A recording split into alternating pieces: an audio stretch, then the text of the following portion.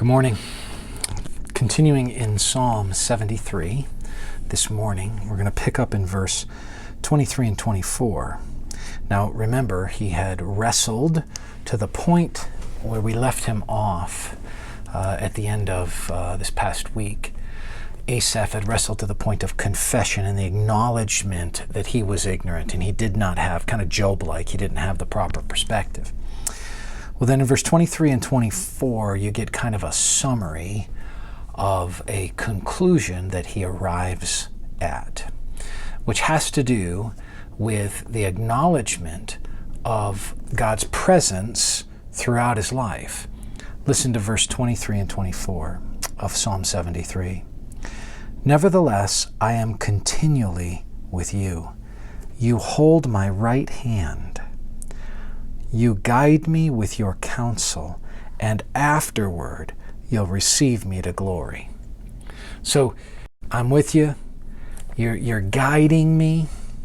You hold me with your right hand. You're guiding me with your counsel, and afterward you'll receive me to glory. It's kind of a summary of life.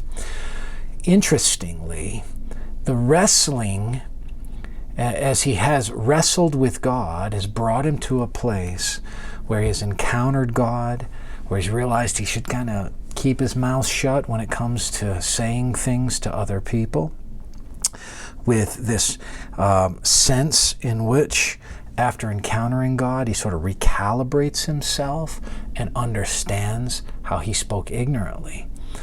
And now he can summarize and say, you know what? You were with me all along. You were with me all along, even through my wrestling. See, one of the things as we think and move toward verse 25 through 28, where we really burrow down on this issue of love and failure, is that God's presence and his guiding hand is with us throughout our lives. And that guiding hand is a steadfast hand that doesn't move off of us, doesn't oscillate, doesn't have a kind of rotation away from us and then come back to us, but rather it's this, as he says, you guide me with your counsel, you hold me with your right hand, afterward you'll receive me to glory. You're nurturing me, you're carrying me, you're with me, and that presence of God becomes an abiding thing. So, he encounters him in worship, but this is a little different. This isn't just about an encounter. This is about an acknowledgement of the continual presence of God. And by the way, it is that abiding presence of God. He'll say in verse 28, it's good for me to be near God.